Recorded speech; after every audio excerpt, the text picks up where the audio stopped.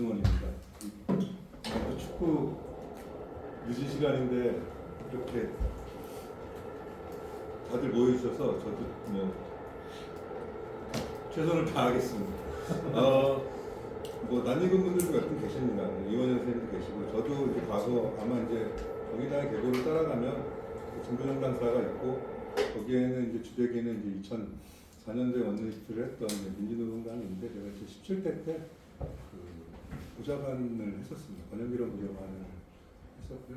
4년 하고 이제 다시 이제 학교로 돌아와서 저는 이제 주로 이제 민주주의, 특히 민주주의 중에서도 이제 급진민주주의라는 쪽을 연구를 하고 있었고요. 그러다 보니까는 자연스럽게 뭐 포퓰리즘이나 최근에 뭐 팬덤 정치 이런 것들을 연구하고 있고요. 오늘 아마 이제 제가 말씀드린 대부분의 내용을 제가 지금 같이 고민을 하고 있습니다. 그리고 뭐 예전에 뭐 그 보좌관 활동을 하거나 뭐 진보정당 운동, 뭐 시민사회 운동에 이제 결합을 해 있다 보니까 저도 뭐 이론적인 영역보다는 약간 그 현실이 참 이렇게 빌런들이 많잖아요. 우리는 뭔가 좀 잘 해보고 싶은데 우리가 좀 잘 하지 못하거나 좀 고정관념이 쌓여 있어서 일이 잘 안 되는 경우도 있고 또 한편으로는 그들은 그것이 기술이고 전략이라고 하지만 우리가 보기에는 너무나도 비도덕적이고 비상식적인 일들을 벌여서 정치를 평야시키는 일들이 많습니다. 근데 이제 더 답답한 거는 그럼에도 불구하고 많은 대중들은, 많은 유권자들은 그러한 기술적인 정치 혹은 정치가 아닌 공학적인 것을 더 즐거워하고 지지하는 경향이 있어서 뭔가 이제 가치를 실현하고자 하는 진보 정치 활동가들, 운동가들에게는 좀 좌절을 주는 것 같아요. 그 사실 오늘 뭐 그래서 이제 여러 가지 저도 그 정치가 무엇이고 그리고 뭐 제가 추구하는 뭐 제 동료들이 추구하는 가치를 실현하기 위해서는 그들이 어떤 길을 가야 되는가에 대해서 특히 그 익명의 대중들과 함께 어떻게 무엇인가를 해야 되는가를 좀 개인적으로 연구를 하고 있습니다. 제가 처음에 계속 지금도 왔다 갔다 하고 있는데요. 제가 처음에 요청을 받았을 때는 여기 그 모델 진보라는 공부 모임이 있다고 그러셔서 이번에 이제 김용민 지금 이제 정책위원장님께서 그 제가 이제 번역한 책을 좀 같이 읽고 싶다 해서 와서 강연을 해줬으면 좋겠다라고 하셨다가 또 이제 사실은 제가 너무 맞아요. 그 사과부터 드려야 돼요. 제가 이제 한 번은 집안에 상이 있었고 한 번은 제가 좀 코로나를 걸려가지고 두 번이나 제가 좀 이거를 미뤘던 그 경력이 있어서 그건 제가 뭐 너무 죄송하다는 말씀 먼저 드리고요. 근데 이제 그 과중에 근데 이제 책도 책이지만 지금 뭐 선거 시기이기도 하고 특히 정의당이 굉장히 어떻게 보면 이제 격변을 겪는 시기이니까 꼭 너무 책 내용이 아니라 현실 정치와 관련된 이야기를 좀 해주셨으면 좋겠다라고 하셔서 고민하다가 사실 제가 지금 준비한 PPT와 오늘의 강연 내용은 꼭 책은 아닙니다. 하지만 대부분이 이제 책에 나오는 개념들을 가지고 있기 때문에 너무 이렇게 제가 지금 오늘은 학술적인 접근도 조금 있지만 현실 정치와 관련된 저 어떤 그 정치 비평적인 좀 접근 그리고 뭐 좀 과문하지만 지난 1월 달부터 제가 지금 현재 진보정치연구소 부소장을 같이 하고 있고 뭐 그런 가운데서 느끼는 어떤 뭐 제 생각들을 좀 나누도록 하겠습니다. 그래서 뭐 좌파 포퓰리즘 감회가 새롭습니다. 국회 안에서 이제 좌파 포퓰리즘 이렇게 플래카드가 붙여 있으니까 좀 그런데 제가 이제 이 고질라라는 표현 뭐 이게 뭐 물론 이제 일본 그 영화 혹은 이제 애니메이션 같은 것의 주인공 거대한 괴물이지 않습니까? 그 사이즈 메터스를 해가지고 어마어마한 크게 공룡인데요.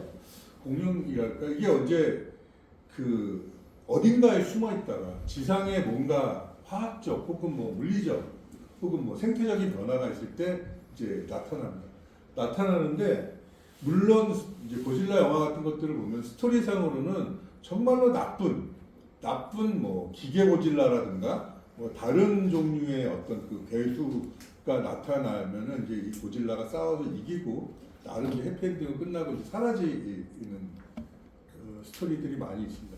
근데 이제 어떤 거냐면은 처음에 이 고질라가 등장을 하면은요 선과 악이 무엇인지 그게 중요하지 않아요. 일단 현재의 지금의 뭐 원자력 발전 시스템이다, 뭐 인간 문명 이런 것 자체가 그냥 다 부셔야 되는 거예요. 그러니까 어떤 목적 의식을 갖고서 뭘 해야 된다라는 것들이 아니라 그냥 문제가 있기 때문에 이것을 어떻게든 깨야 된다라는 사고 속에서 나오는 거죠. 저는 많은 사람들이 포퓰리즘을 이야기를 하는데 사람들이 포퓰리즘에 대해서 부정적으로 보고 또 어떻게 보면 굉장히 그 반집 지성주의적인 현상처럼 사고를 하고 있습니다. 그런데 이제 그런 비평을 하는 그런 이제 포퓰리즘에 대해서 그런 비난을 한 사람들이 어떤 사람들인가, 어떤 유의 집단이고 어떤 이데올로기나 어떤 가치관을 갖고 있는 쪽인가를 살펴보면은 사실은 포퓰리즘을 무서워하는 쪽인 거예요. 결론부터 말씀드리자면 포퓰리즘이라는 것은 기성 질서로부터 답을 얻지 못해서 고통이 증가되어 있는 대중들이 뭔지는 모르지만 마치 고질라처럼 뭔지는 모르지만 기성 질서에 대한 저항이거든요. 그래서 새로운 질서를 찾고자 하는 열망의 표출인 거죠. 그래서 그것이 좌로 갈 수도 있고 우로 갈 수도 있습니다. 그러니까 포퓰리즘 그 자체는 일단 그 현상이 나타나면 그것은 기성 질서에 뭔가가 문제가 있구나부터 사실 우리가 진단을 하는 것이 훨씬 중요한 거예요. 예를 들어서 올 초에 저는 다큐멘터리를 안 봤지만 저도 이제 과거에 좀 종교 연구를 했지만 JMS교 해가지고 이단에 대한 이단 혹은 사이비교 이단이 아니죠.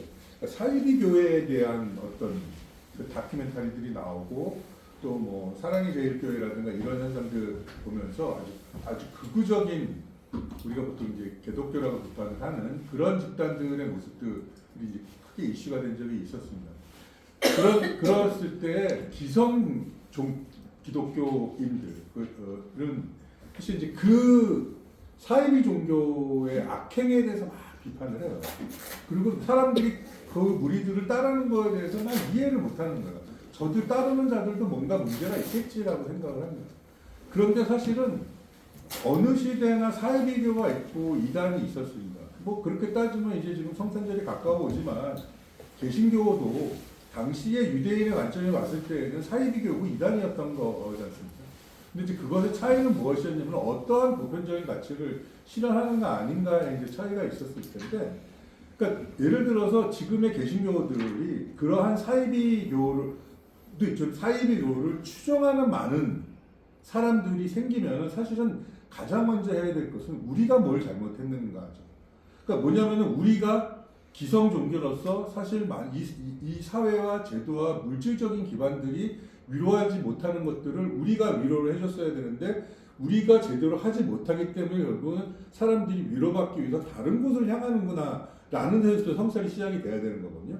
마찬가지로 이제 포퓰리즘이라고 하는 그들이 보기에 누군지는 모르지만 그들이 보기에 이 반지성주의적인 현상, 저는 지금 광적인 팬덤 현상도 마찬가지라고 생각합니다.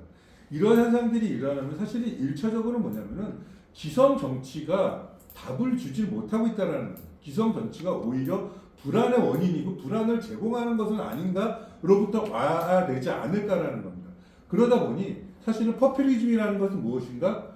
기성 정치 질서 혹은 기성 사회적 약속 이런 것들이 균열이 나타났다는 징후거든요.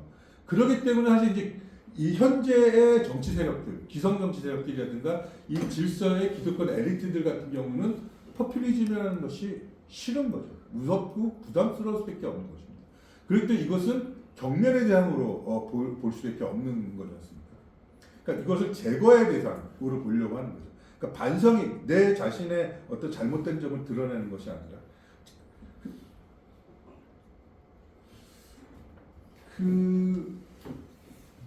이제 이런 겁니다. 그러니까 사실은 이 포퓰리즘이라는 것이 그렇지 않습니까? 이제 이 지금의 이제 어떤 그 성평등과 관련된 이 이슈들, 그러니까 젠더 불평등이라든가 혹은 뭐 장애인, 소수자 차별들, 뭐 이민자 난민들에 이럴 경우 이 사회가 사실은 이 정치권이 빨리빨리 이거에 대한 어떤 답들을 줘야 된다. 이 답이라는 것이 봉쇄나 봉합이 아니라 이들과 어떻게 소통을 하고 대화를 하는가, 이들의 정체성을 어떻게 규정을 해줘야 되는가, 법적으로, 제도적으로 어떻게 해줘야 되는가에 대한 답을 줘야 되거든요.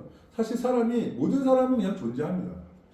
존재하지만 법적으로 존재하는 것과 사회적으로 존재하는 것과 그냥 철학적으로 존재하는 건 사실은 대단히 다른 거지 않습니까? 우리는 철학적으로 존재하는 이 존재자를 어떻게든 법적으로 올바르게 존재하게 하려고 노력을 하는 거잖아요. 아무리 제가 존재하더라도 이 사회가 저라는 존재에 대해서 어떤 법적인 규정을 하지 못하면 저는 불법도 합법도 아닌 존재가 돼요. 그거는 이제 소위 어떤 철학자가 그런 아간베이나 철학자가 얘기하는 호모사케르라고 하는 죽여도 처벌받지 않는, 내가 저를 죽여도 처벌받지 않는 쫓겨난 자와 같은 거지 않습니까?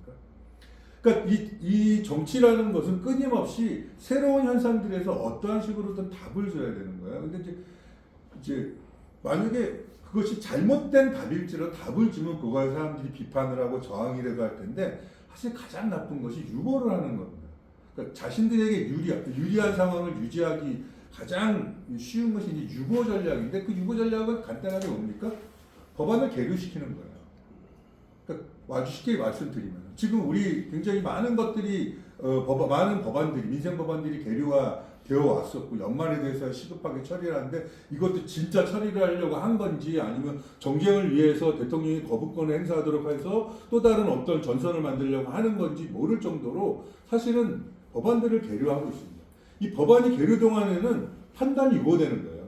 근데 민생 현장에서 판단이 유보된다는 것은 그 상황 속에서 사람들이 동작 그만하고 가만히 있는 게 아니거든요. 생계비 지원을 하든 기본소득을 주든 무슨 뭐 기초모를 늘리든 혹은 뭐 공공서비스를 어떤 식으로 하든 여기에 대해서 어떤 민생이 불안한 것들을 해결하기 위해서 법적인 답을 줘야 되는데, 그래서 유보하는 동안에 사람들은 냉동이한 상태로 가만히 있는 것이 아니라 훨씬 더 불안해지고 있는 거죠. 그러다가 이제 이번에 12월 말까지 통과 못되면 어떻게 됩니까? 그러면은 뭐 이제 이번에는 끝나고 폐기되고 내년 22대에 또 이제 뭔가 시작을 할 수밖에 없는. 근데 그동안에 그 서민들은 죽어나가는 거죠. 그러니까 이렇게 유보 전략을 시키는 거죠. 무기력하게 만드는 것들이 있습니다. 그래서 포퓰리즘이라는 것은 이제 이따가도 잠깐 말씀드렸지만 보통 일반적으로 학자들은 세 가지 특징을 갖고 얘기를 합니다. 뒷페이지를 좀 먼저 볼까요? 하나는 이 카리스마 리더십이라고 얘기해요. 거의 이제 포퓰리즘을 전통적으로 연구하는 학자들은 이 세 가지를 그냥 공식처럼 외우고 있습니다. 카리스마 리더십, 그 다음에 이제 엘리트제 대중가의 어떤 대립이라고 얘기를 하고 있고, 그리고 또 하나는 이제 기성 제도에 대한 불신, 이런 것들. 지금 같은 경우에는 뭐 대의제라든가 대통령제라든가 혹은 뭐 요즘 뭐 누구나가 신당 창당하면서 제일 많이 하는 얘기가 양당 정치, 양대 정당 체제를 혁파해야 된다라고 하지 않습니까? 사실 이 말은 사실 굉장히 문제가 있는 말인데요. 이 세 가지를 공식처럼 이야기를 합니다. 근데 사실 이 세 가지는 다 같은 의미가 있습니다. 뭐냐면은 가장 중요한 거는 기성제도에 대한 불신이에요. 그러니까 아까 말씀드렸지만은 오히려 기성제도, 어떤 기성 정치 체제가 사람들의 불만을 오히려 고조시키는 원인처럼 되고 있습니다. 그러니까 더 이상 기성 제도에다가 혹은 기성 정당에다가 기성 정치인에다가 무엇인가를 요구하고 요청해서 답을 얻어야겠다는 생각을 못하게 되는 거예요. 자, 우리가 보통 약속 체계라고 하는 법이라든가 윤리 체계가 지금 무너진 상태입니다. 무너진 상태면은 믿을 수 있는 거는 그것을 회복시키거나 더 나은 제도를 만들어낼 수 있는 인물을 찾을 수밖에 없는 거지 않습니까? 그러니까 우리가 무슨 지금 뭐 히틀러 같은 인물을 추정하자라는 것들이 아니라 지금 제도가 무너진 상태에서는 그 제도를 복원시키는 과도기적 상황에서는 결국에는 사람이 필요한 거예요. 그러다 보니까 카리스마 리더, 그러니까 카리스마 리더라는 것은 그래서 이 기성 제도를 전복시키거나 새롭게 재창출하거나 뭐 혁신할 수 있는 어떤 주체예요. 그래서 어떻게 보면 이 카리스마 리더십은 만약 카리스마 리더십이 쭉 간다라고 하면 그거는 파시즘과 다를 바가 없을 수도 있어요. 왕조 뭐 군주제랑 다를 바가 없을 수가 있겠죠. 그러니까 중요한 건 이 카리스마 리더십은 항상 과도기적일 수밖에 없다. 그리고 과도기적이어야 된다. 이건 뭐냐? 더 좋은 제도가 만들어지게 되면 이제 자신이 갖고 있던 리더십을 제도적 리더십으로 이양을 민주적으로 해야 되고요. 그게 이제 민주주의지 않습니까? 그렇게 되는 것이고 엘리트 대 대중이라는 게 마치 뭐 소수, 뭐 다수의 폭군, 폭도 이런 이미지 형상들을 갖고 있는데 여기서 엘리트는 누굽니까? 기성 제도를 만든 자들이 엘리트들인 거예요. 그러니까 엘리트들이 있고 그들이 기성 제도를 만드는 게 아닙니다. 제가 봤을 때 어떤 그 지식이라는 것들을 살펴보면은 엘리트가 있어서 기성 제도를 만드는 게 아니라 결국은 기성 제도를 만드는 자들이 엘리트가 되는 거죠. 그러니까는 5.16 쿠데타 이후에 군사 쿠데타 이후에 가장 강력한 엘리트가 누구였습니까? 군부였어요. 왜? 군부가 그 당시에 그나마 가장 근대적인 체계를 만들었습니다. 물론 그것이 결국에는 유신 체계로 돌아갔지만 당시에 정당 체제를 구축을 하고 그 뭐 60년도에 국민주당 그러니까 이 5.16 이전까지 그러니까는 공화당이 만들어지기 전까지는 사실은 우리나라의 정당 구조라는 것이 굉장히 이제 원시적인 상태였는데 그러니까 이 군부가 그러한 것들을 만들면서 이들이 엘리트가 되고 이들이 관료들을 끌어들여서 경제 정책을 펼치고 어떤 통치 전략이라는 것들을 만들면서 이들의 엘리트로 부상이 되고 이들을 재생산했던 데가 육사였기 때문에 육사가 가장 강력한 엘리트 생산 기반이 됐던 거예요. 근데 지금은 달라졌잖아요. 지금은 율사들이 혹은 국회의원들이 혹은 뭐 기업인들이 카르텔을 형성하고 특히 이제 이들과 관료들이 연합을 해가지고 기성 질서들을 만들어내고 있지 않습니까? 그러니까 이것이 바로 이제 엘리트의 그렇기 때문에 이 엘리트라고 해서 이제 소수에 대한 다수의 반지성적인 공격이 아니라 기성 제도를 만드는 자들에 대한 불만인 거예요. 이 엘리트와 이거에 대한. 자, 이렇게 보통 나누는데 그런데 이제 그러다 보니까는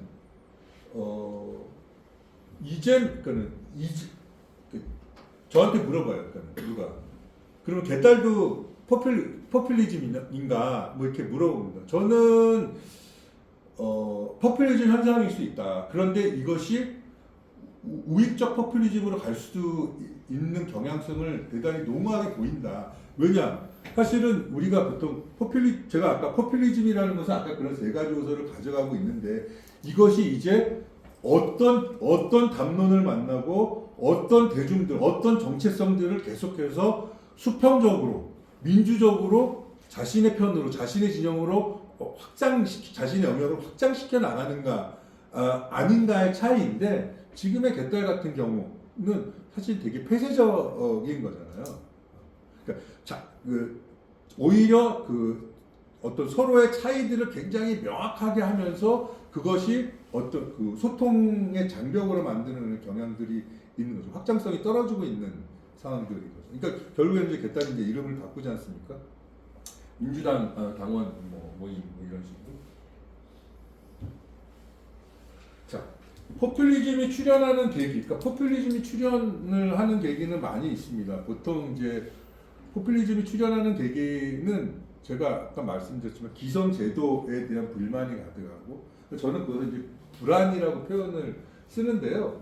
그러니까 아주 그냥 이제 그 좌파 포퓰리즘에 나와 있는 경우는 이제 포스트 민주주의라는 그러니까 민주주의를 넘어선 현상, 민주주의가 아닌 현상을 씁니다. 이게 원래는 이제 그러니까 포스트 민주주의를 저는 이제 그런 거죠. 그래도 민주주의가 어느 정도 이 보편적인 담론으로 작동을 하고 있을 때는 어떤 민주주의인가를 가지고서 우리가 논의를 많이 했어요. 대의제가 좋냐, 혹은 뭐 수기가 좋냐, 참여가 좋냐, 뭐가 좋냐, 뭐 이런 그래도 민주주의냐, 저거는 민주주의가 아닌 반민주의주의다, 혹은 독재다, 권위주의다 이렇게 이제 얘기를 했단 말이죠. 그러니까 어떤 민주주의자냐라는 질문이 있었는데 이 포스트 민주주의 때는 굳이 민주주의여야 하는가라는 식의 질문이 나오고 있는 겁니다. 지금까지는 뭐냐면은 현재의 지금 뭐 여러분들이 뭐 SNS나 뭐 이런 뉴스나 여러 가지에서 접하시지만은 이 병리평이냐 갑자기 뭡니까 갑자기 준연동형이냐 이런 논의들을 하는 거에 있어서는 더 다양한 주체들을 이 대의제가 얼마큼 잘 대변하는가에 대한 문제. 적어도 과거에는 사표 방지라는 이야기가 가장 중요하게 거론이 돼 있었어요.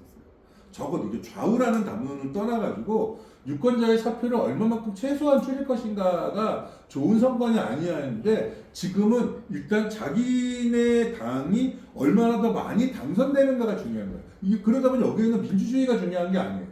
그냥 공학이 중요하고 전술이 중요한 게 된 거예요.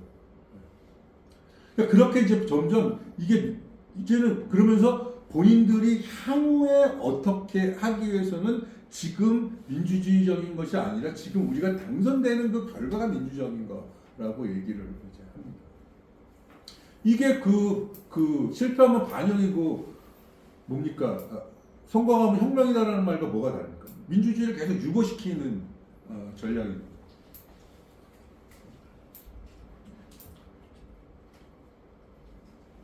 포스트 민주주의라고 하는 지금 말씀드렸던 굳이 민주주의 하는가라고 했을 때 크게는 이제 두 가지 현상이 이 포스트 민주주의, 그러니까 민주주의를 형용화시키는 현상들이 전 세계적으로 지금 일어나고 있는데 최근에 이제 학자들은 이것이 사실은 이미 모든 민주주의 이 역사 속에 내재되어 있었지만은 특히 이제 2008년도 이 미국발 서프라임 모기지 사건 이후에 이제 전 세계적으로 금융위기가 찾아오고 이 금융위기를 대처하는 방법이 굉장히 보수적인 방법들을 취하지 않습니까? 대표적인 게 긴축재정이지 않습니까? 긴축재정이라고 했을 때 이제 복지예산들을 삭감을 하는 것이 가장 대표적인 것이었고 복지예산을 삭감하는 것 중에 하나가 뭐였습니까? 그러니까 우리나라와는 다르게 유럽 같은 경우에는 은퇴수당을 받는 것이 사람들의 하루라도 빨리 은퇴수당을 받는 것이 꿈인데 정년을 늘려버리는 거죠. 우리는 지금 정년 연장을 하자고 하지만 유럽은 정년을 연장하는 거에 대해서 굉장히 이제 반대를 하는 거였습니다. 정년을 연장을 시켜야 이 퇴직연금을 덜 줄 수 있으니까 주는 사람은 줄어드니까 그러면 이제 점점 이제 시위들이 늘어났는데 어쨌든 이제 긴축재정, 복지예산 삭감이라는 큰 축으로 이제 갔었던 상황들이 있었습니다. 그런데 그 상황에서 이제 포스트 민주주의라면 두 가지 특징들이 있는데요. 하나는 이게 포스트 폴리틱스라고 하는 탈정치 현상이라고 나와 있습니다. 근데 이게 지금 정확하게 우리나라시랑 같습니다. 어떤 거냐면요. 사실 정치라는 것은 뭐 우리가 그러지 않습니까? 이제 모든 것이 다 정치고 모든 것에 다 정치가 있다고 얘기를 합니다. 그리고 2000년대 초반만 하더라도 꼭 학술 영역, 뭐 민주주의나 정치를 연구하는 학술 영역에서뿐만이 아니라 그냥 우리가 뭐 진보운동하는 영역에서도 제도 정치라는 말과 함께 운동 정치라는 말을 많이 썼었어요. 당시에는. 그래서 제도 정치와 운동 정치가 어떠한 균형을 맞춰야 되는가. 그래서 뭐 거리의 투쟁이 뭐 어떻게 해야 되는가. 그리고 이제 정치인들이 재야 인사들과 함께 뭐 시국회의를 꾸렸다라든가 이렇게 항상 이제 제도 정치와 운동 정치라는 것에 긴장관계가 있었으니까 정치의 영역이 그래도 굉장히 포괄적이었습니다. 근데 지금은 우리가 운동 정치라는 말을 쓰지 않습니다. 그냥 시민사회 운동이라는 말을 쓰고 운동가라고 하지도 않아요. 지금 활동가라는 말을 쓰고 있죠. 사실 이제 이 표현도 저는 우리가 한 번쯤 고민을 해야 된다고 생각은 하고 있습니다. 이제 액티비스트라는 말 자체가 사실 이제 미국 정치에서 미국 사회운동에서 흘러들어온 말인데요. 그건 근데 지금은 어떻습니까? 이쪽은 시민사회 운동이고 운동 진영이고 혹은 시민사회 영역이고 그냥 정당과 의회 정치가 모든 정치를 독점을 하고 있죠. 그러니까 지금 이제 정치라는 영역이 굉장히 협소해져 버린 거예요. 그러니까 정치라는 거대한 영역에서 대의제를 담당하고 있는 정치의 영역이 있고 그 다음에 직접민주주의를 담당하고 있는 이 시민사회 운동 정치 영역이라는 것들이 크게 있었고 사실은 이것이 70년대, 80년대, 90년대 민족운동들을 견인하는 두 축이었단 말이죠. 그런데 어느 순간 이쪽이라는 것이 정치라는 담론이 사장이 돼버리고 이쪽이 지배를 하게 됩니다. 그러면서 이 대표적으로 이제 양당 정치가 소위 말해서 여야 지금의 이제 국힘이라든가 더불어민주당인데요. 사실은 이제 3당 이 민재당, 뭐 통민당, 평민당 이 이제 87년 이후에 그 세 당이었지만 사실은 이게 그러니까 제가 아까 양당 정치를 깨기 위해서 뭐 제3지대를 만든 제3정당을 만난 말이 웃기다라는 게 두 개냐 세 개냐가 중요한 게 아니라는 말씀인 거예요. 그러니까 첫째는 이것이 철저하게 대의제 구도 속에 딱 갇혀 있어서 제가 말씀드렸던 전통적인 운동정치 세력을 정치적 영역으로, 정치적 파트너로 인정하지 않는다라는 겁니다. 그리고 그러다 보니까는 이 제도 정치 내에서 또 하나는 뭐냐면은 이게 두 개다 세 개다를 넘어서서 이쪽에서 다루고 있는 어떤 이념이나 정책적 스펙트럼이 굉장히 협소해져 있죠. 언젠가부터 민주당이 좌파가 되고 진보가 됐어요. 그렇죠? 그리고 국힘 내에서도 뭐 진보가 있고 혁신적인 세력들이 있다고 얘기를 합니다. 그러니까 그만큼 이 사회가 어떻게 보면은 한국 전쟁 직후보다 이 좌우 스펙트럼이 훨씬 더 우쪽으로 지금 가 있는 거예요. 그래서 이쪽 소위 과거의 진보나 급진이라는 세력은 굉장히 이제 다뤄서는 안 되는 몰상식하거나 반지성적인 영역으로 처리가 되는 상황들이 있습니다. 그러니까 이게 그 결국에는 여야가 항상 이제 중도 합의를 하는 거죠. 굉장히 이들이 공천과 의석수를 위해서는 사투를 벌이지만 사실상 이 사회를 신자유주의 체제로 유지해 나가고 어서 그 보수주의적인 체제 혹은 이제 엘리트 구조적인 관료 체제를 유지하는 데 있어서는 사실은 이 사람들이 사교육 개혁을 한다는 것도 하는 것도 아니고 그 다음에 이제 조세 개혁을 하는 것도 아니고 그죠? 실질적으로 진짜 이 사회가 진보적으로 나아갈 수 있는 어떤 그 제도적인 것들을 전혀 건드리고 있지 않다라는 거죠. 그러니까 굉장히 정치 공간이 협소해지고 있다라는 겁니다. 이 말은 곧 과두제랑도 일치하는데요. 제가 두 개냐 세 개냐 이게 중요하지 않다라고 말씀드렸던 거죠. 세 개, 그러니까 이런 겁니다. 금태섭이 정당을 만들었어요. 그래서 이제 우리 당에 누구도 이제 거기 가가지고 이제 뭐 창당한데 했는데 금태섭도 그렇고 이낙연도 그렇고 뭐 누구도 그렇고 지금 새로운 당, 뭐 이준석도 마찬가지, 새로운 당을 만드는 자들이 현재 양당 구조를 깨야 된다는 얘기만 하고 있지 자신들이 누구를 대변하겠다는 얘기는 하고 있지 않아요. 제3당, 제4당이 중요한 것은 무엇이냐면은 이 제3당, 제4당이 기존에 가려져 있거나 기존에 배제되어 있었던 새로운 주체를 호명하고 있느냐예요. 소환시키고 있느냐야 이 제도 정치 무대에. 안 그렇거든요. 그러니까 전혀 이 지금 제3땡땡이라고 하는 모든 세력들의 어떤 정책이나 주체를 보면은 그야말로 그냥 아메바식 세포 분열일 뿐이에요. 그것이 이제 이들이 정말로 이 양당, 그들이 말하는 양당 체제 내에서 다루지 못했던 어떤 더 새로운 정책, 새로운 주체들의 출현을 견인해내고 있는 것이 아니라는 말씀입니다. 그러니까 계속 이들은 도덕성, 윤리, 착한 거, 뭐 이렇게 혐오 정치 아닌 거 이런 얘기만으로 자신들의 차별성을 부각을 시키는 것이지 진짜 정치 공간을 확장시키는 이야기를 하고 있지 않습니다. 그럼 이제 정의당은 무엇을 해야 된다는 거죠. 그럼 이제 뭐 한동훈이가 이제 되면서 사실은 아마 이번 총선은 무정책의 선거가 될 거라고 이야기를 하고 있습니다. 저는 그것이 오히려 정의당에게는 굉장히 기회일 수 있다라는 겁니다. 그러니까 이들이 무정책으로 나갈 때 그러니까 중요한 건 우리는 그래서 우리가 대변하는 자가 누구인가?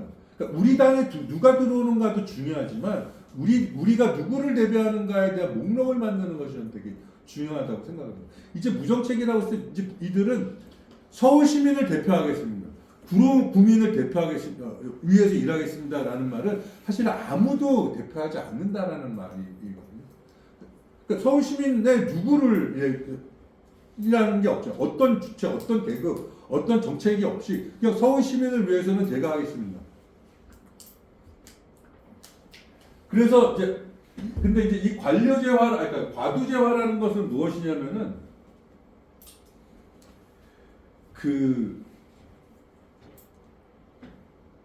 말씀드린 대로 폐쇄된 정치 공간 내에서 그 새로운 주체의 진출을 차단하면서 그 안에서 자기 정치를 하는 그 시스템이 강화가 되어 있는 겁니다. 그러니까 뭐냐면은 지금 보니까는 자기 정치, 그러니까 특정 계급을 제일 잘 대표하는 세력은 국힘이라고 생각을 해요. 여기 노골적으로 특정 계급을 대표를 하고 있죠.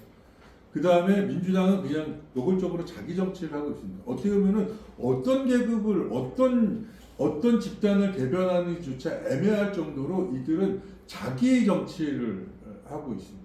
점점 자기 정치화하고 있는 거죠. 원래 베이지라는 거는 그야말로 레프레젠테이션을 하는 거지 않습니까?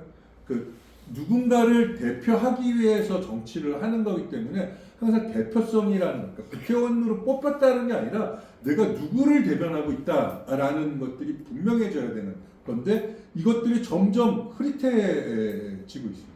흐릿해지고 있고 또 이렇게 가만히 보면은요, 지금 서울대, 연대, 고대, 성대, 이대 출신들이 거의 한 50%의 국회의원들입니다. 그러니까 이게 한편으로는 별거 아닌 것 같지만 지금 보면요, 서울대만 하더라도 그러니까 한 10여 년째만 하더라도 서울대 입학생의 50%가 서울 지역, 서울 내지는 수도권 지역 출신이라는 얘기가 있었어요. 근데 지금은 서울대에 입학하는 학생 신입생의 한 절반 가까이가 강남권이라고 얘기를 합니다.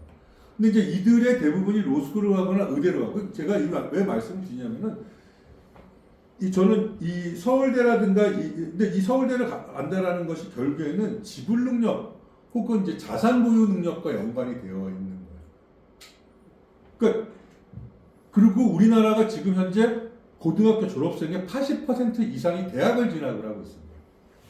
이 얘기는 뭐냐면은 사실은 80%가 대학을 진학을 하는데 그 중에서 강남이 서울대를 차지하고 뭐 연고대는 말할 것도 없고 그러면서 전국이 지금 대학이 서열화고 되고 있습니다. 그리고 이상하게도 아무리 뭐 석사 박사로 신문 세탁을 한다 그래도 뭡니까 학부대학을 어디를 들어갔는가가 마치 내가 어떤 귀족 집안에 태어난 것처럼 돼버리는 이상하게 되고 있는 거예요. 더군다나 이제 80% 이상의 대학 진학이 돼버리니까 점점 이 사회가 적어도 지금 40대, 30대, 20대에게는 이 대학 자체가 서열화가 되고 있는 거예요. 대학을 기반으로 해서 지금 한국 사회가 서열화가 되고 있다라고 볼 수도 있고 또 이 중에서도 말씀드렸던 것처럼 이 엘리트의 재생산이 굉장히 여기로 흡수하게 만들어진 상태라는 거예요. 그런데 더 나아가서는 과거에는 무슨 땡땡 정당이 어떤 기업을 어떤 자본을 대변한다. 뭐 땡땡 정당이 무슨 자본을 소자본을 대변한다. 뭐 이런 식으로 계급적으로 뭐 특정 정당과 특정 권력이 특정 계급을 대변한다 그랬는데요. 지금 사회는 제가 아까 계속 자기 정치라는 말씀을 드렸는데 누구를 대변하는 정치가 아닙니다.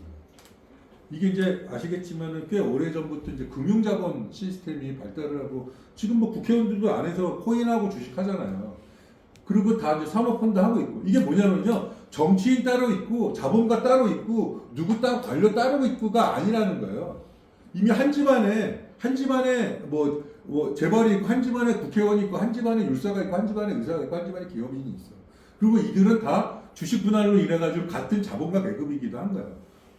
그러니까 그래서 지금 제가 이제 자기 정치라고 하는 거는 이들이 누구를 위한 정치를 하는 게 아니라 이미 자기 자신들의 어떤 그 엘리트 연합 시스템, 저는 그래서 이것을 신관료적 권위주의 세력이라고 말씀을 드리는데요. 이러한 어떤 그런 이제 보수 정당 정치 세력들, 그 다음에 이제 그 엘리트 관료들, 그리고 기업인들, 뭐 그런 이제 법조계들, 뭐 이쪽들이 이제 일정한 거대한 이제 엘리트 구조를 만들고 있는 거죠. 이들이 법을 만들고 법을 수정을 하고 제도를 만들고 윤리적인 심판을 하고 미디어를 장악하고 이런 구도들이 있다라는 거죠. 그런데 그 속에서 뭐 여기 이 경계에 있거나 이 밖에 있는 자들 같은 경우 어떤 그 정치적 수단을 쟁취를 못하고 있는 거예요. 그러니까 말씀드린 뭐 우리가 알고 있는 정당법, 선거법 무슨 뭐 이런 것들이 사실은 이 새로운 정치적 주체의 어떤 그 정당 진출, 국회 진출, 뭐 권력 창출을 위한 어떤 그 정치적 활동에 제약을 걸고 있잖아요. 그러니까 점점 누가 더 정치적 진입에 수월한가를 보자라는 거예요. 뭐 최땡땡 누구는 무슨 뭐 병리평을 하면은 뭐 지역구도가 어떻게 되고 지금 지역구도가 문제가 아닌 거잖아요. 그러니까 지금은 사실 말씀드렸던 것처럼 얼마나 더 다양한 목소리와 집단이 정치적 주체로 쓸 수 있는가라고 했을 때 그렇지 않아요. 그렇다고 해서 지금 국힘과 민주당이 혹은 현재 정의당이 그래서 누구를 대변하고 있는가에 대한 목록이 지금 우리는 없다라는 거예요. 그런데 또 하나는 뭐냐면은 자, 이 정치가 원래 이런 건데 게이제 정치가 모든 정치를 장악하고 있고 이쪽이 그리고 여기가 과두제와 자기 정치를 하고 있다 보니 소위 말하는 운동 정치 영역 혹은 이 시민사회 정치 영역, 시민사회 영역은 어떻게 됐습니까? 정치라는 수단이 없어져 버린 거죠. 원래 정치라는 것은 혹은 정당이라는 것도 이제 뭐 샤티슈나자나 이런 학자들은 정당의 가장 큰 역할 중에 하나는 갈등의 제도화다라고 얘기를 합니다.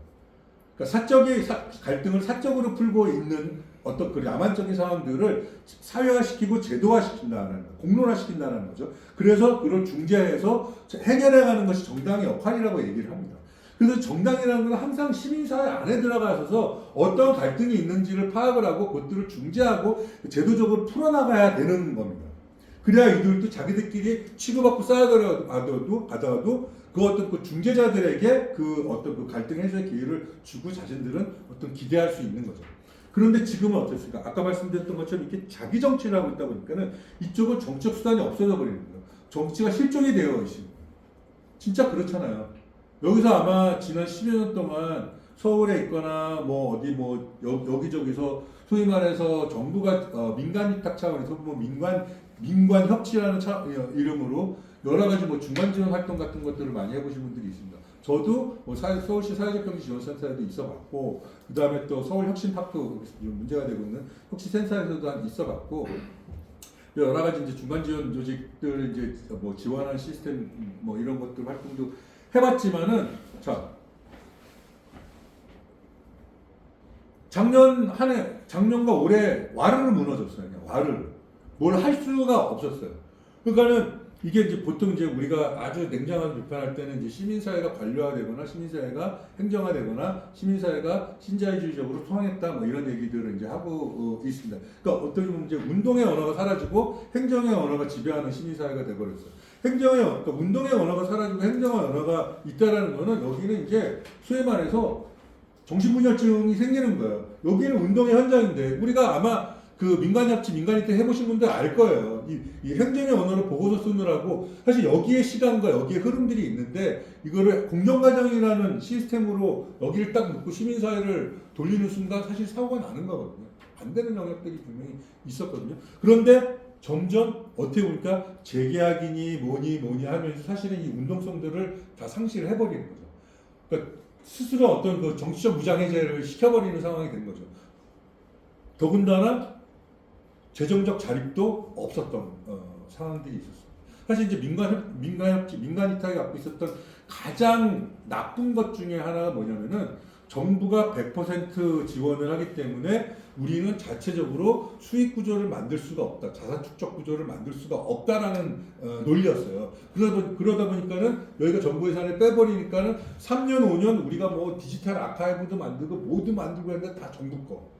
그래도 여기는 완전히 그냥 발가벗겨져서 쫓겨나가는 상황이 되거든요. 근데 이게 사실은 따지면 뭐냐면요. 정부가 이제 상권자들 뭐 월 200 얼마, 뭐 300 얼마씩 주고 뭐 사업비 얼마 주고 뭐 1년에 뭐 20억, 100억 뭐 이렇게 주는 활동들을 한다 그래요. 풍산노숙 시민사회 운동하다 좋죠. 근데 사실은 전체 예산의 50%라고 계산을 했어야 되는 거예요.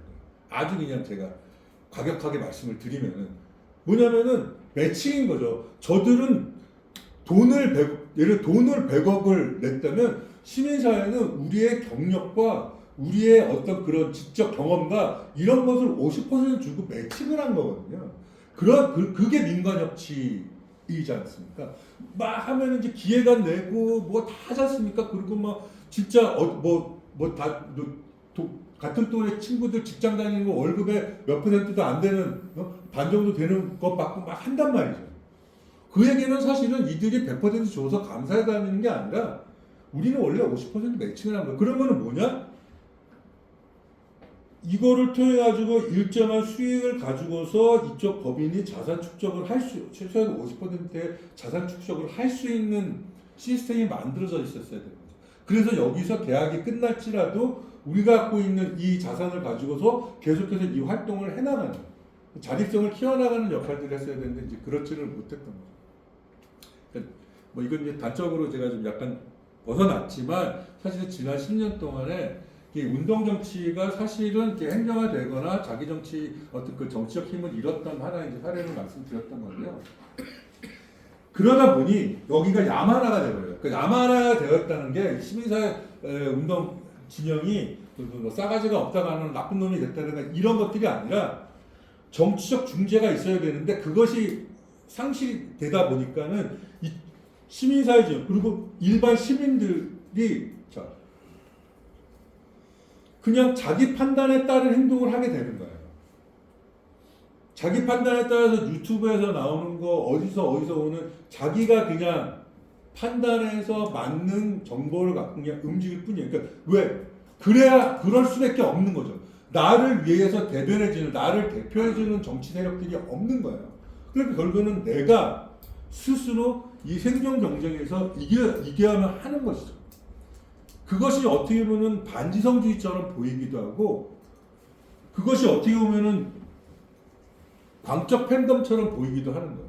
저는 광적 팬덤이 있고 반지성주의가 있고 혐오가 있어서 정치가 망가진 게 아니라 정치가 망가졌기 때문에 시민들이 자굴책을 찾다 보니까 그렇게 갈 수밖에 없었던 것이 아닌가. 만약에 시민들이 그야말로 운동정치가 회복이 되고 혹은 일정하게 직접민주주의가 어느 정도 활성화되어 있다면은 오히려 그렇게 광적 팬덤이라든가 그런 식의 반지성주의적인 행동이 아니라 오히려 훨씬 더 적극적으로 지성적인 자기 정치, 자신들의 정치 세력화할 수 있는 기회를 창출하려고 했을 거예요.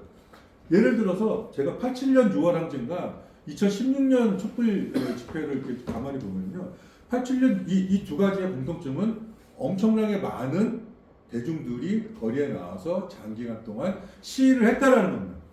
한쪽은 나중에 가서 탄핵이었고 여기는 이제 독재타도 호원철폐 그러니까 그 직선제 개헌 이거였는데 여기도 87년도에도 원래 호원철폐 개헌이 아니었어요. 직선제 개헌이 원래는 아니었어요. 근데 중요한 거는 뭐냐면은 저는 그러니까 독재 타도를 해야 된다, 개헌을 해야 된다는 것 때문에 나왔던 것이 아니라 우리가 법을 바꿀 수 있구나였어요. 그러니까 개헌을 하고 국민 투표를 한다라는. 즉 그동안에 간선제였고, 그렇죠? 간선제였고 뭐 등등 이렇기 때문에 굉장히 정치가 억제되어 있는 상황에서 그나마 제도 정치권에서 이제 신민당이 하나 튀겨 나오는 정도였지 다 이제 소위 말 제야 운동권 세력들이 있었던 거예요.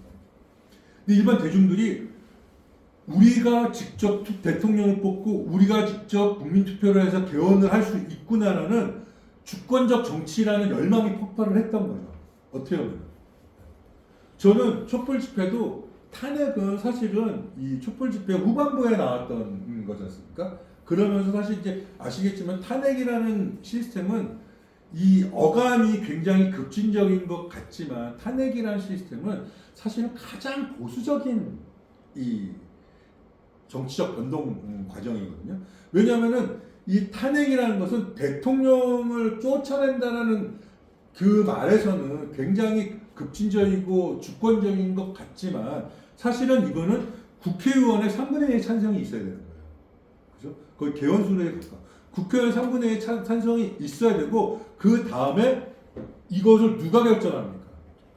대법원이 결정을 해야 되는 거예요. 그러니까 사실은 국민들은 계속 대기를 하고 있어야 되는 거예요. 국민들이 어떤 주권적인 어떤 참여라는 것은 굉장히 누락되어 있는 상태인 거예요. 그러니까 만약에 3분의 2가 통과를 못한다면 못한 경우 못한다면 그 다음에 만약에 대법원에서 그렇게 못했다면 그럼 어떻게 됐냐는 거예요. 그러니까 한 번은 그랬었지 않습니까? 노무현 때는. 그러니까 사실은 이거는 기성 질서 체제 내에서 기성 법을 틀지 않는 가운데에서 할 수 있는 최대치의 가장 보수적인 정치 변동인 거죠. 근데 만약에 그때 우리가 국민 소환이나 국민 투표나 이런 식의 개헌 논의가 있었고 오히려 어차피 3분의 1이면 개헌 정족수예요. 그리고 국회의원이 그 당시에 탄핵 소추 발의가 아니라 그렇죠? 국민 소환 대통령 국민 소환에 대한 개헌 발의를 했다면 그래서 국민 투표를 했다면 물론 실질적으로 그래서 국민 소환 하자 그랬다가 국민 소환 정족수 못 채워서 실패할 수도 있고 그리고 국민 소환을 했지만 막상 국민 투표했더니 또 정족수 안 돼가지고 대통령이 박근혜가 그대로 유지될 수도 있을 수도 있었겠죠. 하지만 적어도 우리가 황우석 파동 때나 FTA 때도 국민들의 지적 수준이 그렇게 올라가는데 그랬다라면은 무엇인가 우리 적어도 이 반지성주의적인 정치 현상들이 있는 건 아니겠죠. 수많은 공론장이 만들어지고 뭐 여러 가지 일들이 있었지. 물론 거기서 또 다른 식의 야만적인 일들이 있었겠지만 적어도 이렇게 이 대의제 정치하에서 이 시민사회가 정치적 배제가 된다는 데서 진행되는 일은 아니었을 거라는 말씀입니다. 그러니까 그만큼 이 과두제라는 것이 사실은 이 시민사회를 전체적으로 야만화시키고 있는데 제가 여기에 정치의 사회화 뭐 국가의 신체화라는 표현도 썼어요. 그러니까 이건 어떤 거냐면은 그 정치 사회화는 이제 결국에 이제 자기 정치를 한다라는 말씀을 드리는 겁니다. 그러니까 점점 말씀드렸지만 국힘이나 민주당이 누구를 대표하는지가 모호해지고 있다. 특히 이제 민주당이 정의당도 마찬가지가 아니겠는가라는 생각이 드는 거예요. 자, 지금 이재명 대표가 저도 이제 뉴스로 듣는 건데 제일 공을 들여서 영입하려고 하는 그 후보가 이제 떠오르는 사람 중에 하나가 이제 박종훈 중령인가요? 대령인가요? 그분이라는 얘기가 있습니다. 그 해병대. 그래서 저는 그런 거예요. 그러니까 결국에는 뭡니까? 그러니까 대중적인 인지도가 있는 사람을 이야기를 하는 것이지. 그러니까 그래도 과거에는 1호, 2호, 3호 영입 혹은 뭐 이런 거 하면은 그래도 우리가 어느 층을 대변하는가, 이 사회의 어느 층을 대변하는가라는 이 배열이 있었어요. 그래서 이 비례 후보만 보더라도 혹은 정책들 나열한만 보더라도 이 당이 적어도 이 사회의 어떤 집단까지, 어떤 정체성까지, 어떤 영역까지 포괄하고 있는 어떤 입장을 포괄하고 있는 문화가 이 비례 후보와 어떤 정책들을 보면 알 수가 있었는데 지금은 그게 아니지 않습니까? 그러니까 우리가 얼마나 유명한가. 그러니까 저쪽은 이제 이수정을 뽑고 여기는 지금 이제 그런 사람들을 하려고 한다고 하는. 이 국가의 실체화는 뭐냐면은요. 정치가 이제 사유화됐다. 그러니까 점점 정치를 자기 정치화 한다고 해서 사유화라고 했어요. 사유재산. 어떤 그러니까 사유재산권이라고 표현을 쓰는데 영어에서 재산을 뜻하는 말 중에 하나가 프로퍼티입니다. 프로퍼티, 그래서 이제 재산권은 프로퍼티 라이트인데요. 이게요, 철학에서 어떤 사물의 속성, 그러니까 우리가 하다못해 여기 이제 어디 디렉토리나 파일 하나 해가지고 오른쪽 마우스 클릭하면 맨 밑에 속성이라고 나옵니다. 그게 영어로 프로퍼티예요. 그러니까 뭐냐면은 시간 관계상 철학적인 긴 이야기는 힘들겠지만 이 재산, 이 물이 내 재산인 것은 내 노동이 연장이 돼서 내 속성이 들어왔기 때문에 재산이 됩니다. 그래서 프로퍼티가 재산이기도 하지만 나인 거예요. 나. 그래서 재산권이라는 것은 내 신체의 일부라는 얘기거든요. 이 영미권에서 말하는 이 재산권이라는 게 그만큼 재산권이라는 것은 강력한 것이죠. 그런데 제가 이제 국가의 신체화라는 말을 쓰는 건 뭐냐면은 첫째는 공공재를 민영화하고 있어요. 공공 서비스를 민영화하고 있습니다. 하다못해 LH 같은 경우에도 원래 LH의 목적은 사실 이제 단순히 주택 문제 해결하는 것이 아니라 공공임대주택을 여러 형태의 그게 토지임대부든 무엇이든 그 여러 형태의 공공임대주택들을 제공을 해가지고 주거 문제를 해결하는 겁니다. 임대요. 땅은 파는 게 아닙니다. 이건 땅이라는 것은 사실은 이제 라틴어로 디마니오라고 해가지고 양도 불가능한 것이에요. 물, 뭐 토지, 뭐 공기 이런 것들은 양도 불가능한 거. 그러니까 양도 즉 매도할 수 없는 어느 누구도 매도할 권리가 없는 것들이에요. 그러니까 이 영어로 국가가 스테이트기도 하지만 커먼웰스이기도 하거든요. 커먼웰스라든가 리퍼블릭이라는 거는 공동의 부라는 뜻이 있는 거지 않습니까? 우리 모두의 공동의 부라는 뜻이 있는 거예요. 그래서 세습이 안 되는 거죠. 리퍼블릭의 반대가 이제 군주제고 세습제인데 세습제가 아닌 것은 이거는 특정 누구한테 세습할 수 없는 우리 모두의 것이기 때문이라는 것입니다. 커먼웰스라든가 리퍼블릭이라는 게. 그 공공재라는 것은 그런 거죠. 국가는 그거를 관리해서 이 시민들이 현재의 시민들과 미래의 시민들이 이 부를 어떻게 함께 누구나가 불평등하지 않게 향유할 수 있도록 관리하는 것이 이제 정부의 역할인데 정부가 이거를 민간 분양은 판다는 거예요. 판다는 거고 그 얘기는 또 하나는 뭐냐면 공공 서비스를 민영화하려고 하잖아요. 뭐 철도부지부터 시작해가지고 뭐 에너지, 뭐 철도, 그 다음에 뭐 지금 뭐 의료, 뭐 교육 등등 이런 것들 이제 민영화라는 건 결국에는 시장화하고 상품화하는 거죠. 매각하는 거예요. 그러니까 매각한다는 건 뭐예요? 그러니까 내 신체의 일부, 내 프로퍼티를 판다는 거예요.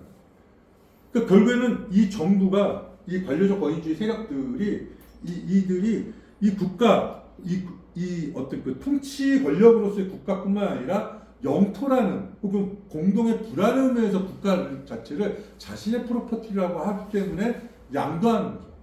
매각을 하는 게 하나가 있다.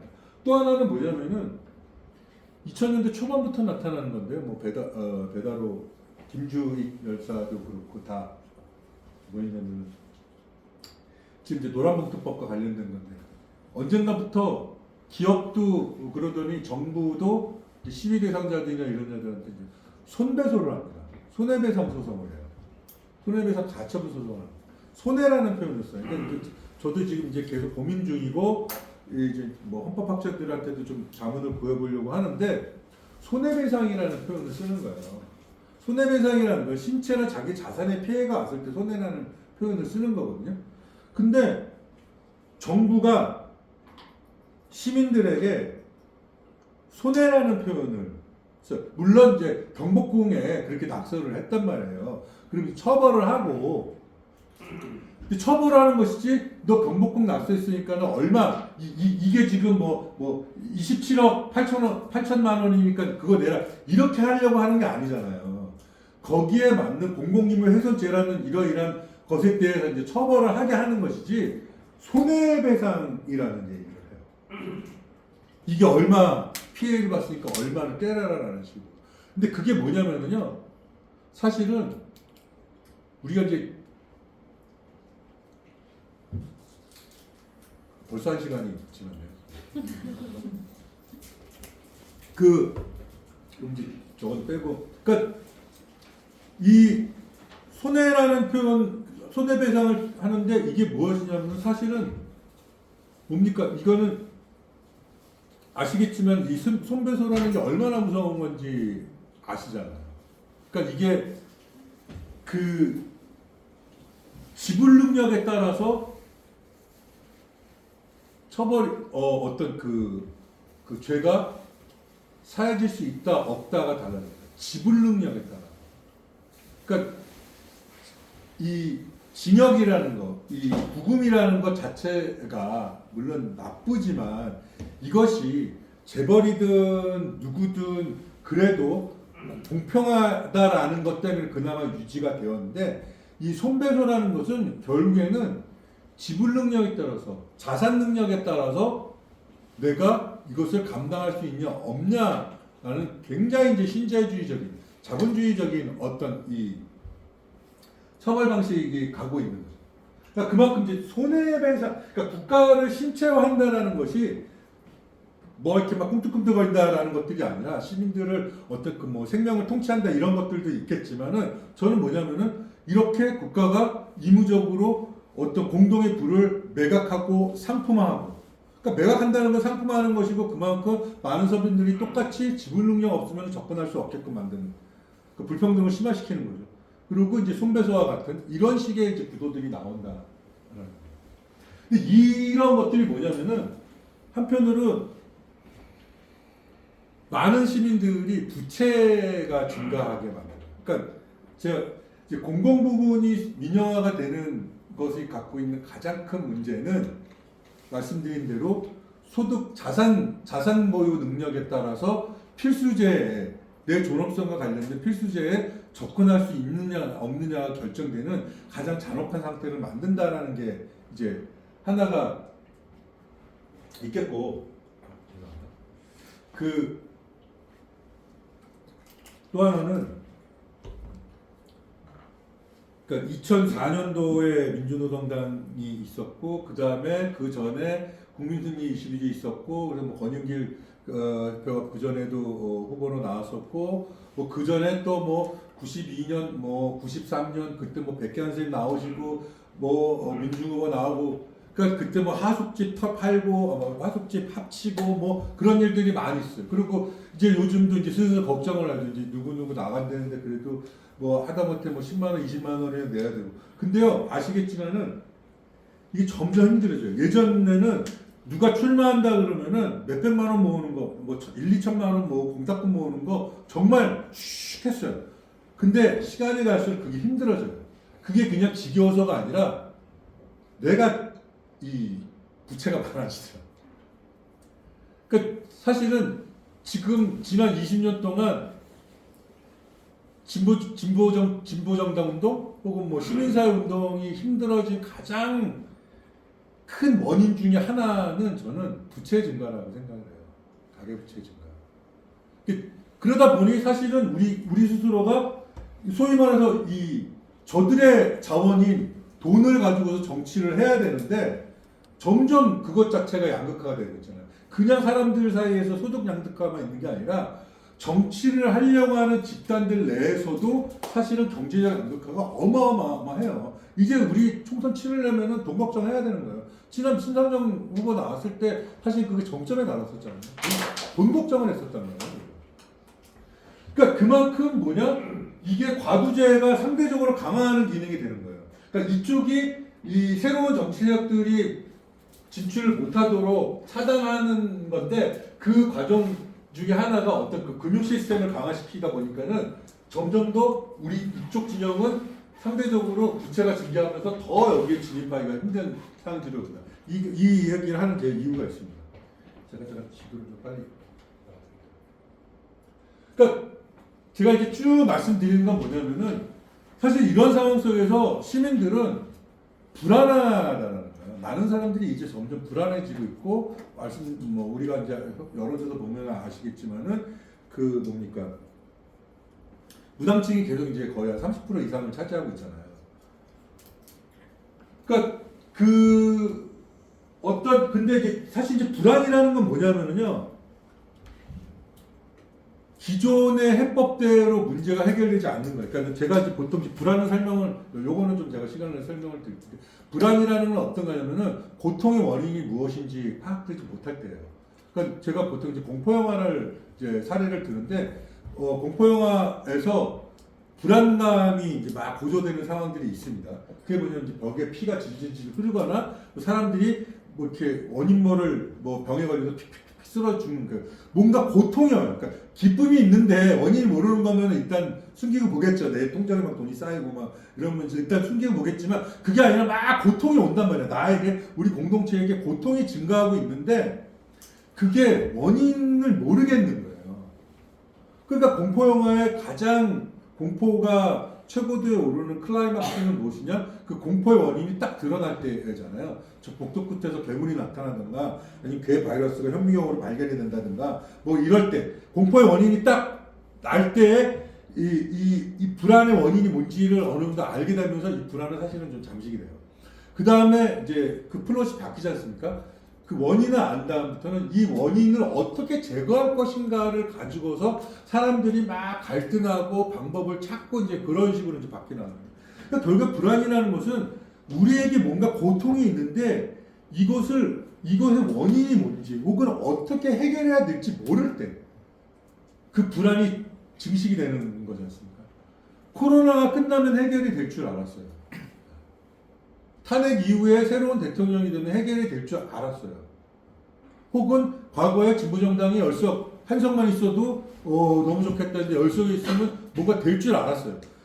그러니까 뭐냐면은 처음에 실수를 해서 경험을 해서 지혜를 만들어 가는 과정이 있지만 그렇지가 않고 그 실패가 오히려 계속해서 불안의 원인이 되는 경우들이 있습니다. 그러니까 지금 우리가 이제 이 코로나 이후에 뭔가가 경제가 조금 더 좋아질 것 같고 정치가 제대로 될 것 같을 줄 알았지만은 사실은 그게 아니라 오히려 더 적나라하게 지금의 이 팬데믹 시대에 가려져 있었을 뿐이지 여야 협의에 의해서 가려져 있었을 뿐이지 철저하게 이들은 자기 정치를 하고 있었고 자기 공천권 싸움을 하고 있었던 세력들이지 민생을 책임지려고 하는 세력들이 아니었구나가 점점 드러나고 있는 거죠. 그러니까 결국은 뭐지? 그럼 어떻게 해야 되지?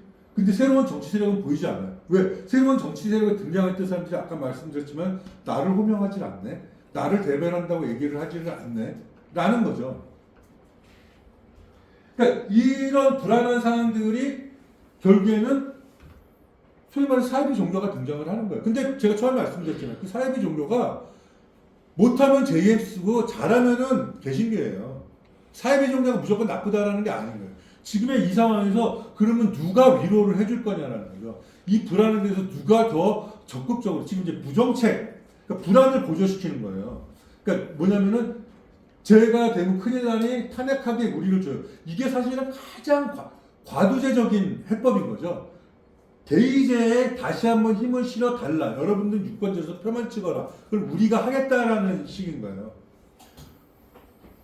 혹은 이 불법 그러니까 지금 이제 민주당 그러니까 이재명 대표에 대해서 공격하는 이야기들을 막 하고 있죠. 어떤 정책을 얘기하고 있지는 않아요. 정책이라는 것들은 그야말로 이제 호객적인 정책들을 하고 있죠. 저는 사실 포퓰리즘적인 정책이라는 말을 잘 안 쓰거든요. 제가 이제 포퓰리즘을 말씀드린 그런 의미로 쓰기 때문에 그래서 누가 그 포퓰리즘 말고 뭐라고 그러니 뭐 차라리 호객 정치 아니면 삐끼 정치라고 그래라 하고 저는 이제 그런 얘기를 하는데 그러니까 지금 그런 식의 것들만 있지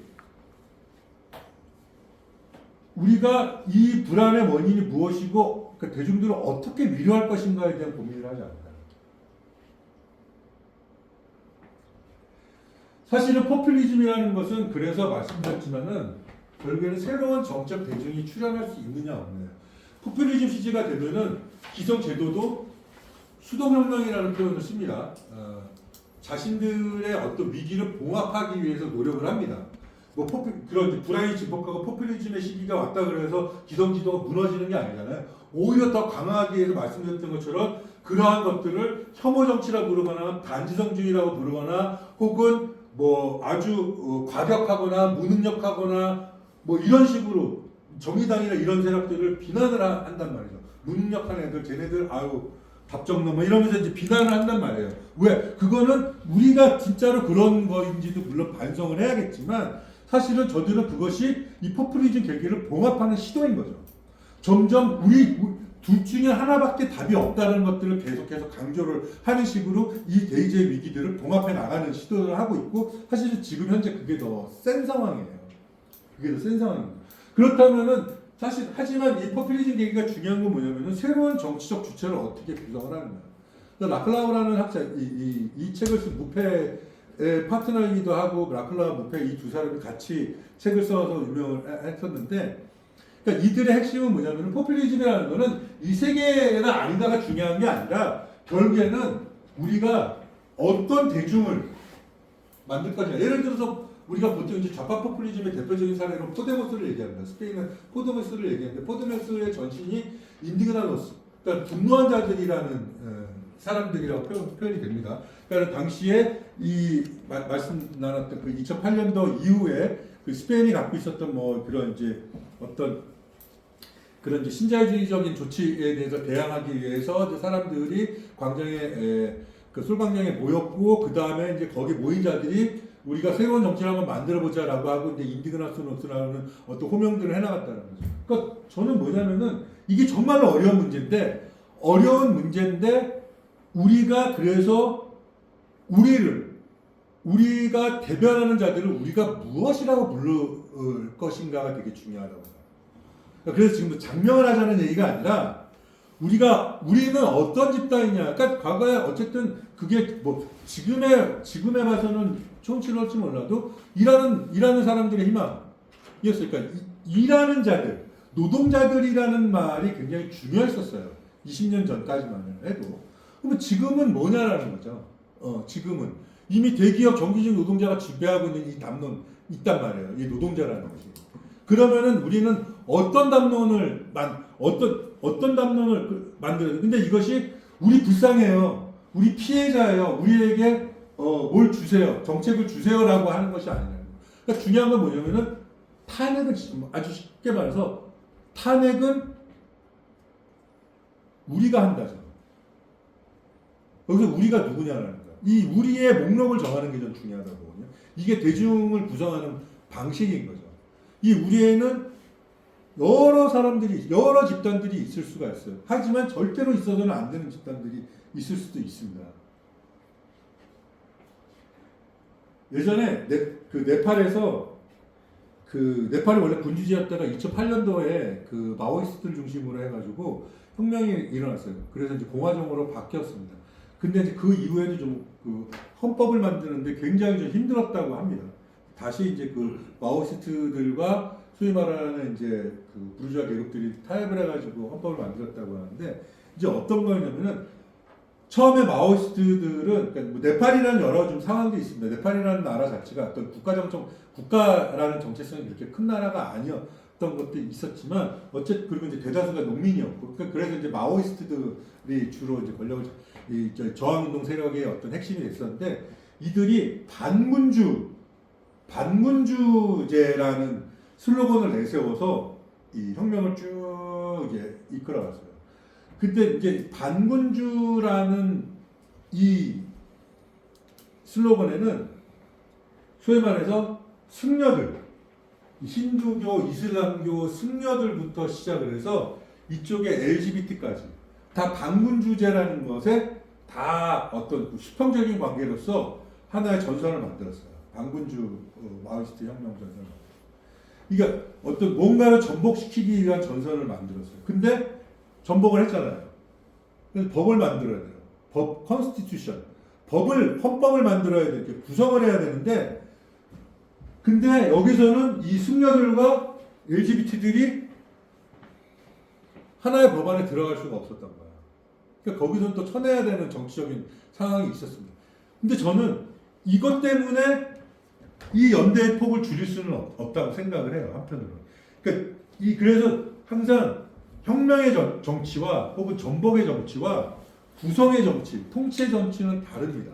과거에 민주노동당이 여러 가지 이유로 이제 분열을 했던 이유 중에 하나가 뭐 제가 생각했던 그거죠. 집권 전략과 수권 전략은 달라야 되거든요.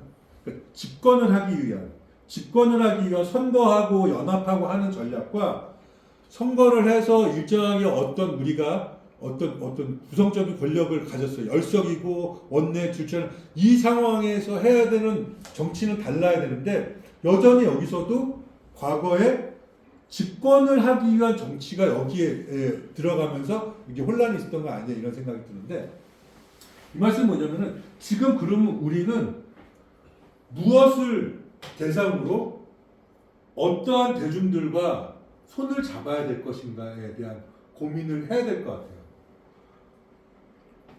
말씀드렸던 부채 허덕이는 분들, 손배소에 허덕이는 분들, 그러니까 이분들이 불쌍한 사람들이 아니에요. 피해자인 거지. 분노를 억제하고 있는 자들인 거죠. 그런데 왜 우리가 착한 말 하는 제3의 어떤 세력에게 양도를 해야 됩니까? 그래서 저는 대중을 우리가 어떻게 호명하는가가 사실은 포퓰리즘의 핵심인데 이것이 말씀드린 대로 그런데 여기에 참여하는 주체들 그리고 우리가 정치적 목적으로 상정한 이것이 누군가를 배제하려고 하고 누군가를 혐오하려고 하고 우리의 몫을 점점 더 공고화시키려고 하는가로 가면은 그건 이제 우파 포퓰리즘으로 가는 것이고 이것을 열어놓고 보다 더 많은 사회적 약자들과 수평적인 관계를 만들어가면서 우리의 어떤 정치 영토를 계속해서 확장해 나가는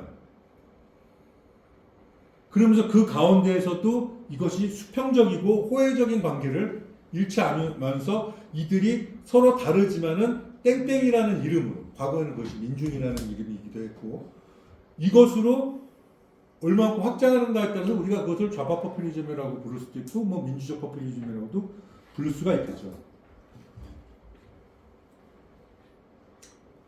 시간이 갔으니까 좀, 그러니까 사실은 다 말씀드렸던 겁니다. 그래서 저는 결국에는 사실은 팬덤이라는 말이 나쁜 말이 아니에요.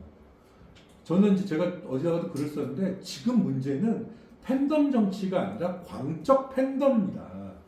사실 모든 정치는 팬덤이 없으면 안 돼요. 왜냐하면 팬덤은 아마 여기서 이제 문화 연구 같은 데 관심이 있는 분들은 아시겠지만 당연히 BTS, 아미 팬덤이에요. 근데 이들을 우리가 팬덤이라고 나쁘다고 하지 않잖아요. 마치 팬덤이면은 무슨 그 사이비, 나쁜 사이비 종교 추종하는 제정신이 아닌 자들처럼 생각을 하지만 팬덤이라는 것은 팬덤의 대상을 일방적으로 따르는 팬이 아니라 그 사이에서 뭔가 새로운 것들을 창조하고 자신들의 관계를 새롭게 재구성할 수 있는 힘이 있는 집단인 거예요. 그러니까 사실 팬덤이 있다는 것은 오히려 팬덤의 대상, 뭐 그게 이제 정치인 혹은 정치 집단일 경우에 그쪽이 계속해서 생성적인 힘을 만들 수 있도록 할 수가 있단 말이에요. 팬덤이. 원래 BTS가 생각하지 못했던 것들을 이 아미들이 더 좋은 것들을 만들어내고 이제 그런 뭐 누가 이거 뭐 기부 문화도 만들고 뭐도 하고 뭐도 하면서 이 BTS의 영토를 확장해 나갔단 말이죠. 그런데 지금은 그렇지가 않거든요. 오히려 지금 역전이 돼요. 팬덤이 팬덤의 대상을 역규정을 해버리고 그 다음에 지배를 해버리고 또 이 지배를 한 어떤 고정된 의미를 바꾸려고 하지 않는 거죠. 어떤 광적 팬덤이 된 이것 자체가 문제였던 거예요. 근데 저는 이런 것들이 사실은 공론장이 차단이 되고 말씀드렸던 이 대의제 관료가 되면서 이런 정치적 열정을 품으려고 했던 자들이 그것이 억제가 되니까 굉장히 왜곡되게 표출되는 현상들이 아니겠는가 생각을 하는 겁니다. 그런 쪽이 말씀을 드렸었던 것이고, 그래서 저는 이 부채나 대출, 나쁜 노동, 또 이런 공공재 민영화나 사유화 등등에 의해서 피해보고 억압받는 자들, 그래서 우리가 당연히 보상을 받아야 되겠다고 생각하는 자들을 저는 호명을 해야 되는 것이고, 그래서 저는 좌파 포퓰리즘 혹은 우리가 민주적 포퓰리즘 혹은 지금 진보 정치 혹은 정의당이 추구해야 될 것은 뭐냐면은, 그렇다고 해서 우리 이제 의회 주치를 하지 말고 운동정당으로 갑시다라는 말씀드리는 게 아니라, 제 결론은 그러니까 포퓰리즘은 파시즘이랑 다릅니다. 포퓰리즘은 말씀드렸던 것처럼 기성제도에 불만을 품고 불안을 느끼는 자들이 새로운 질서 혹은 기성질서가 제대로 작동을 하거나 재활성을 회복을 하거나 혹은 새로운 질서가 구성되기를 열망하는 자들의 정치적인 표현인 거예요.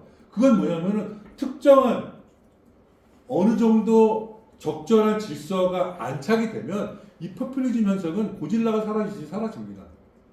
왜? 시민들은 자기 일상 삶을 살아야 되니까요. 그렇지 않고 이 포퓰리즘적인 현상을 카리스마적인 리더십으로 계속 끌고 갈 때, 그래서 어떤 제도적인 장치를 만드는 것을 회피해 나가는 것, 그것이 이제 정치주의지 않습니까? 자, 그래서 저는 이 좌파 포퓰리즘, 민주주의 포퓰리즘, 진보 정치라는 것들은 결국에는 대의제 정치를 부정하자는 것, 정당 정치를 부정하는 것이 아니라 이것을 제자리에 놔두는 역할을 하자는 거예요, 우리는. 그래서 진보 정당은 기존의 대의제 의회 정당 정치를, 이 모든 정치를 독점화하고 과부하와 관련된 이것들을 대의제 원래의 정치로 제자리를 놔두자. 이들이 시민사회 영역에 자신들의 목록을 대변할 수 있도록 하자라는 거고, 또 하나는 뭐냐면은 이들이 독점화하지 못하고 과도제하지 못하도록 직접민주주의를 소환시키자는 거예요. 그다음에 직접민주주의를 소환시켜서 대의제를 쫓아내자는 것이 아니라, 지금까지는 직접민주주의가 규모의 문제, 기술의 문제, 시간의 문제 때문에 안 됐어요. 이게 틀려서 안 된 것이 아니라 이러이러한 현실적인 한계 때문에 일보가 된 거예요. 그리고 또 누가 그러는 거예요. 아니 솔직히 국민소환 국민투표 이런 거 대다수의 나라들이 안 하는 이유가 있지 않습니까, 선생님? 저번 주에도 이제 국회에서 토론을 했는데 그 얘기를 하시죠. 그래서 저는 그랬죠. 맞아요. 안 하는 이유가 있지 않습니까? 안 하는 이유가. 그 안 하는 이유가 뭐겠습니까?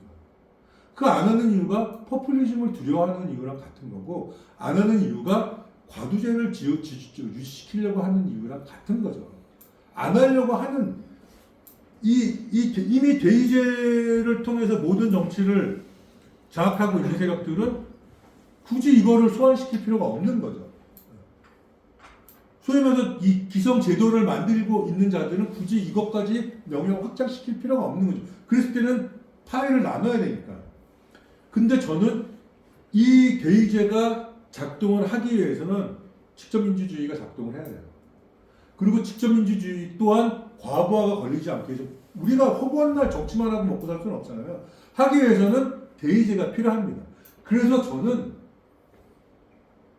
한편으로는 자, 이 대의제 자체를 어느 정도 계약하기 위해서는 정당권 선거법, 뭐 교섭투표제, 특히 이제 원내교섭단체 이런 국회법 등이 개정이 돼야 된다. 하지만 이거는 좀 더 좋은 대의제라는 거예요. 좀 더 좋은 대의제에 대한 고민이지 대의제가 과두제화가 되는 것 자체를 막는 데는 한계가 있다.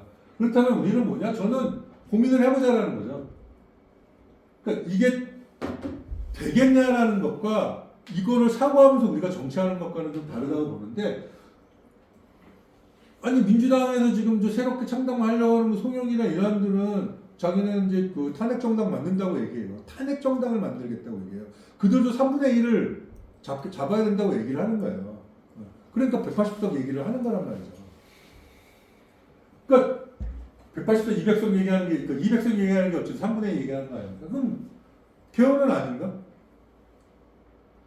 그래서 개헌에 태클을 걸잖아요. 원포인트 개헌 안 된다, 뭐 안 된다, 영토전 그거 힘들지 않냐 막. 근데 저는 기본적으로 이게 가장 핵심이거든요. 그래서 정당들이 대통령을 탄핵시키고 싶으면, 혹은 어떤 국회의원 뭐 당대표를 쫓아내고 싶으면 국민소환제를 가동시키든가 적어도. 그러니까 이것이 있다라는 상태에서 긴장을 갖고서 있는 대의 정치가 아닌 건 큰 차이가 있는 거죠.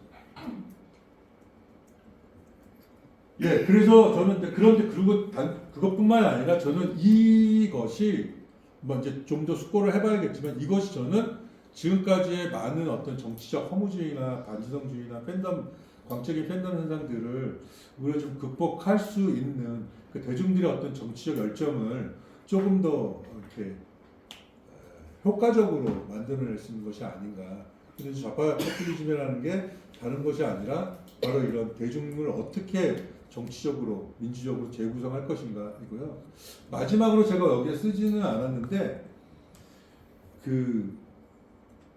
저도 막 이렇게 공부를 하다가 결국에는 마음에 끌리는 문장은 중용 23편이더라고요. 저희가 이제 영민이라는 영화를 통해 가지고 알게 됐는데, 사실 그건 뭐냐면은 아주 작은 것에 정성을 담은 뭐 모양이 보면 뭐가 변한다라고 얘기하잖아요. 그래서 제가 이제 그 한문학자한테 여쭤봤어요. 여기서 아주 작은 것이라는 것을 비천한 자, 가여운 자, 억압받는 자 이렇게 해석을 해도 되냐? 그렇게 해석할 수도 있다라고 얘기를 하는 거죠.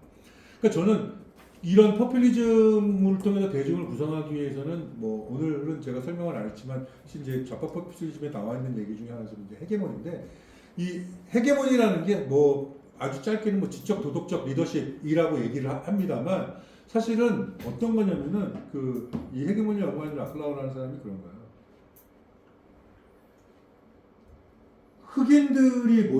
미국의 흑인들이 모여 사는 슬럼 지역 근처에 노동자 단체들이 있었어요.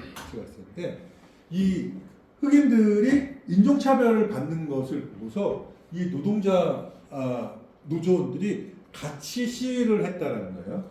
자, 사실은 인종차별과 이 계급성 막 끌고 가면은 뭐 이것도 이제 뭐 계급적이다 이렇게 설명을 할 수 있겠지만은, 사실은 이 이 백인성, 백인에 의한 인종차별과 이 이 노조가 하는 일이 그렇게 직접적인 연관성이 있는 건 아니에요. 그러니까 뭐냐면은 이들은 같이 인접해서 그들과 같이 도덕적 가치에 동일하고 함께 시위하고 싸워줬다라고 얘기를 하는 거죠.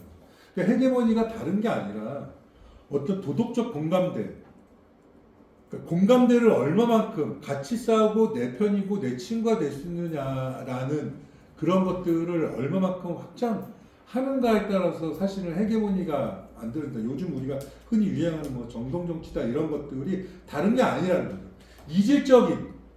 이질적인 사람들. 우리가 무슨 뭐 만약에 계급 정치를 했다면 벌써 세상이 바뀌었겠죠. 계급 의식에 의해서 정치, 뭐 계급적 어떤 지위에 의해서 정치가 바뀐다는 거. 그렇지가 않잖아요. 끊임없이 뭔가 다른 식의 정동, 어떤 정동이 정서적인 것들이 작용을 하고 있지 않습니까? 그렇다면은, 그러니까 이 책이었나 녹색 민주정명에서 갑자기 헷갈리는데 그런 얘기를 해요. 그 영국에서 그 제레미 코빈 때 두 번의 선거가 있었는데 한 번은 대패를 했고 한 번은 어느 정도 그래도 성과가 좋았다는 거예요. 그러니까 한 번 성과가 좋았던 적이 있었는데 한 번 대패를 했던 점은 뭐냐면은 저쪽은 그냥 브렉시트만 얘기했다는 거예요. 아주 짧고 명료하게. 그런데 이쪽은 약간 계몽주의적인 환상에 빠졌다는 거예요. 그러니까 다른 건 다 필요 없고 그냥 너희들은 우리가 여기에 나열하는 모든 정책들만 있으면 행복해질 수 있어 해가지고 엄청나게 많은 정책들을 쭉 나열하는 식으로 선거 전략을 폈다는 거예요. 그러니까 계몽주의적인 접근을 폈다는 거죠. 우리 말만 들으면 우리가 맞으니까 왜 우리 말대로 안 해서 저 사람들은 무식해서 혹은 욕심이 많아서 좀 무슨 문제가 있어 우리 말을 안 듣는 거야. 우리를 지지하지 않는 자들은 나쁜 자들이야. 하지만 우리가 끊임없이 이런 얘기들을 하고 설명을 하면 바뀔 거야라는 일종의 계몽주의적인 오류 속에서 노동당이 참패했다라고 얘기를 하더라고요. 저는 이게 약간 시사점이 있는 것 같아요. 그래서 이게 뭐 아무리 우리가 뭐 학술적으로 전략적으로도 하지만은 결국에는 아마 여기서 이제 그 지역에서 당 활동하시는 분들은 많이 아실 거예요. 결국에는 새롭게 당원 가입하는 친구들, 같이 오는 사람들이 논리적으로 정책에 뿅가서 오는 분들도 있지만 사실은 어떤 공감대가 형성이 되는 사건이 있는 거거든요. 여러 가지. 그것들을 좀 찾는 것이 되게 중요한 좌파 포퓰리즘 과제가 아닐까 생각합니다. 이상으로 마치겠습니다. 감사합니다. 네.